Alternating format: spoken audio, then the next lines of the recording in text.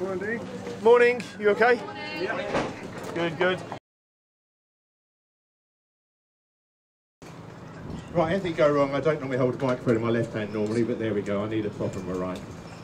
It's one of these things that if we'd done this a few years ago, we would have had probably a dozen or so people come along to see us at the training ground. But now we've got 200 odd people here today. Our B squad are in Italy, playing Inter Milan. Smashed Manchester City a week before last, beat AC Milan the other day. You know, we played Sunderland Saturday, disappointed that we only got a draw. This is where we come now. We've come a long, long way. And I was talking to a couple of people yesterday. I know you want to hear Dean, but you can hear me for a moment. I was talking to a couple of people here yesterday, and they came here a number of years ago, and they saw this training ground, and it was just the pavilion. This pavilion was split half and half.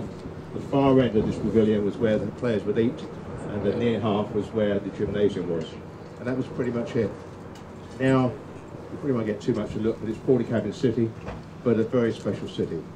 And the guy really behind that, the guy who's really taken us on and on, is our head coach, Dean Smith. Put your hands together for Dean Smith.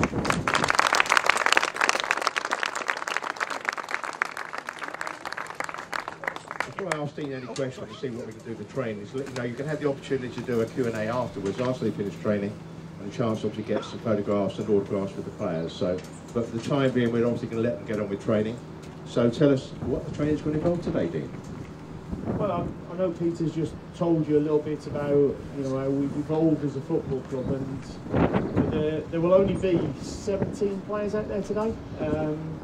3 of our players flew out yesterday, so Lewis McLeod, Sergio Canos and Justin Shabu flew out to Italy so they can play minutes tomorrow against Inter Milan.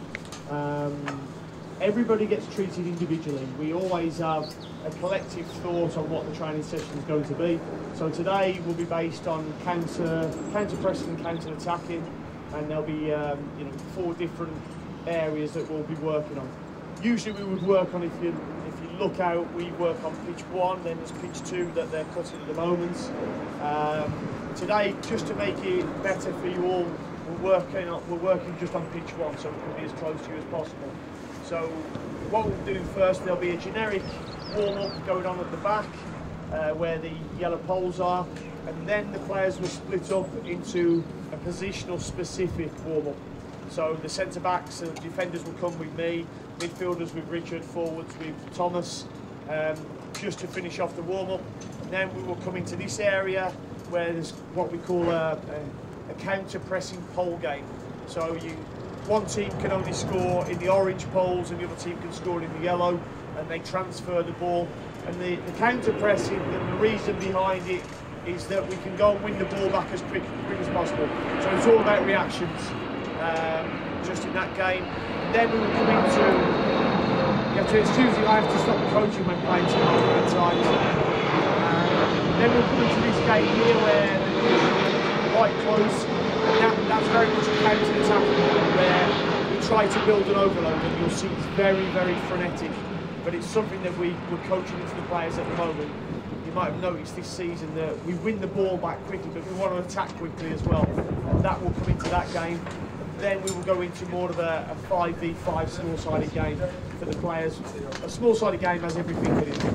The players will all come out ready to start at 10:30, and they'll be pretty much finished then by 11:50, 12 o'clock.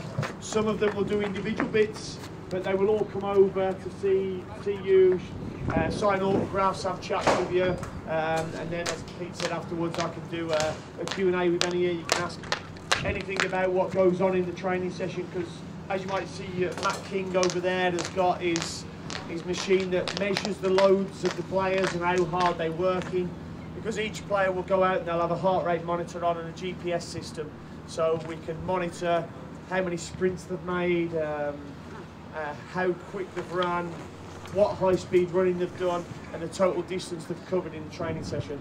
So, you know, that Chris Haslam and his team are very good in preparing the physics for the physical side of the training session. So everything will be there for you to ask questions afterwards. But I'm glad to see so many of you here. It's something that Phil, Rasmus and myself have wanted to do, and we're going to do more open training sessions for the supporters to come and see Jersey Road. Dean, thank you very much. Okay, right, we'll catch up with you later.